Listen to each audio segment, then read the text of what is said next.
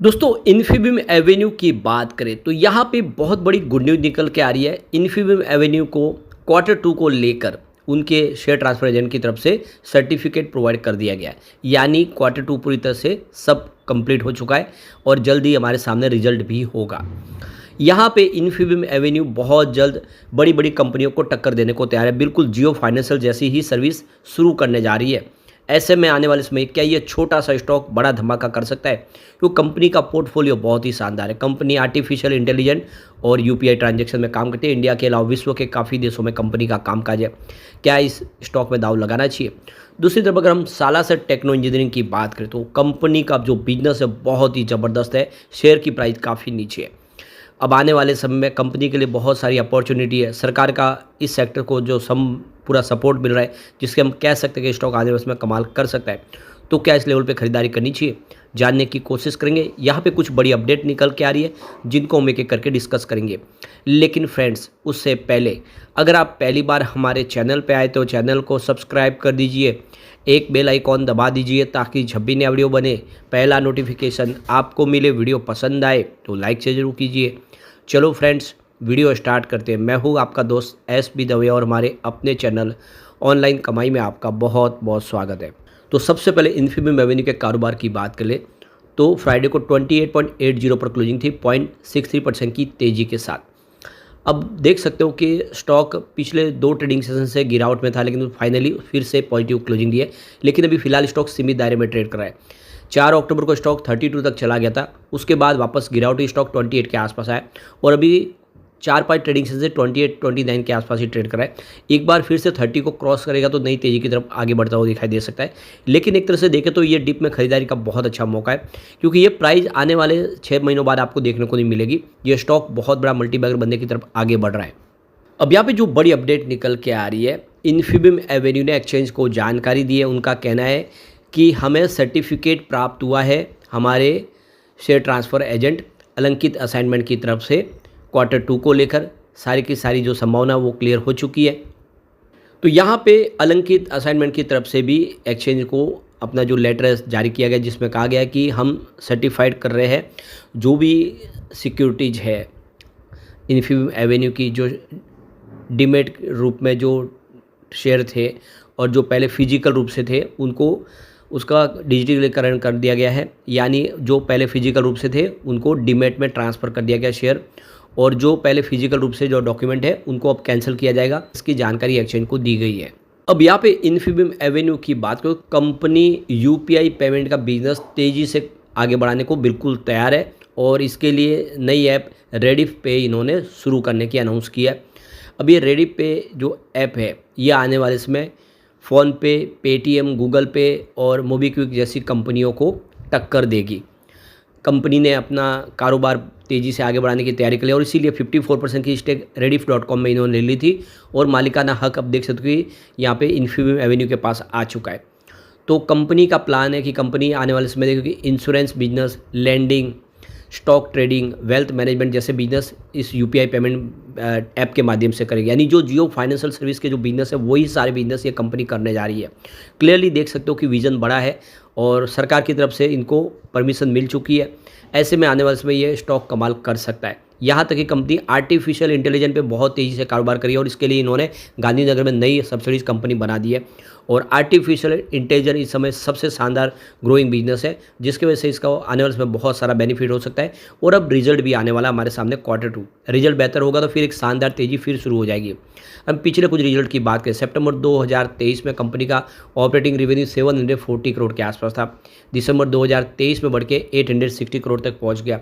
लेकिन मार्च 2024 में रेवेन्यू गिरा थोड़ा सा, 666 करोड़ के आसपास आया। लेकिन फाइनली जून 2024 में फिर से रेवेन्यू बढ़ के 683 करोड़ तक पहुंच गया। आशा करें कि इस बार रेवेन्यू बढ़ेगा और रेवेन्यू बढ़ेगा तो शेयर की प्राइस भी बढ़ेगी, उसको कोई रोक नहीं पाएगा। यहाँ पे अगर हम कंपनी का ऑपरेटिंग प्रॉफिट की बात करें तो 63 करोड़ के आसपास था सितंबर 2023 में। दिसंबर में बढ़ के 66 करोड़ हुआ, लेकिन मार्च में घट के 61 करोड़ के आसपास है और फिलहाल जून में 46 करोड़ का ऑपरेटिंग प्रॉफिट था।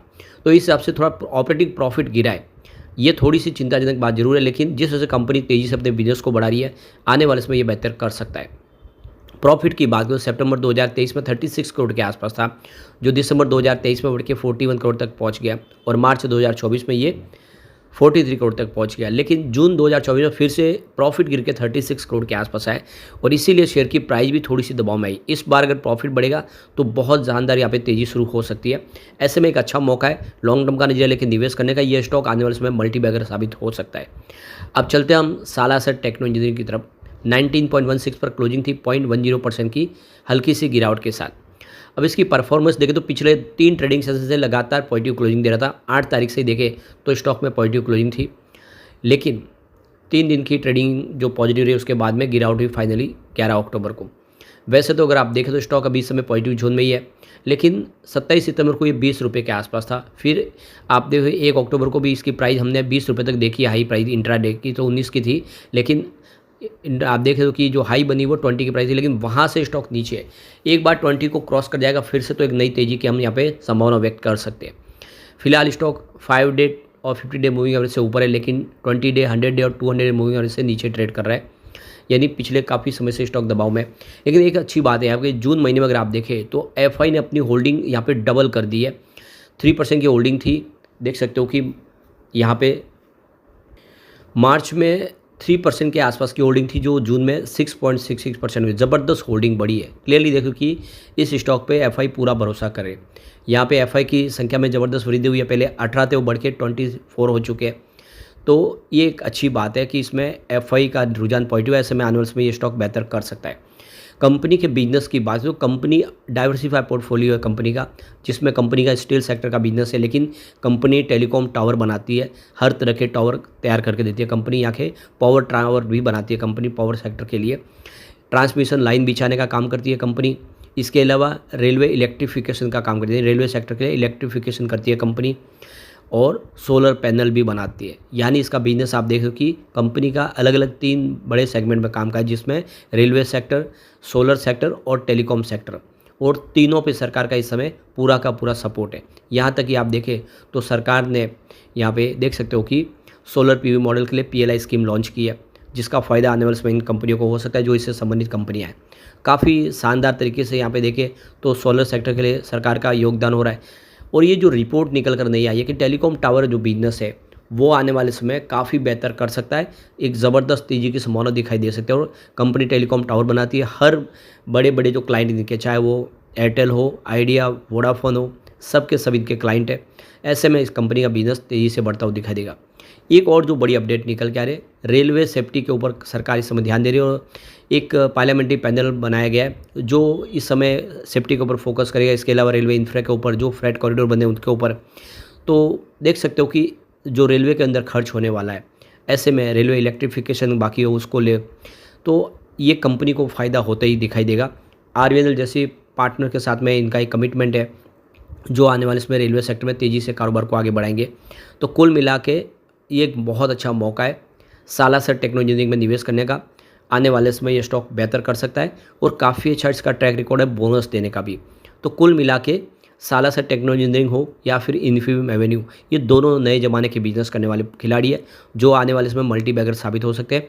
लॉन्ग टर्म का नजरिया लेकर निवेश करना चाहिए आपको। लेकिन फ्रेंड्स, कोई भी इन्वेस्टमेंट करने से पहले अपने फाइनेंशियल एडवाइजर से एडवाइस ले ले या अपना खुद का रिसर्च करें, क्योंकि मैंने वीडियो आपके एजुकेशनल पर्पज़ के लिए ही बनाया। वीडियो पसंद आए तो लाइक से जरूर कीजिए और चैनल को सब्सक्राइब कर दीजिए। Thank you friends.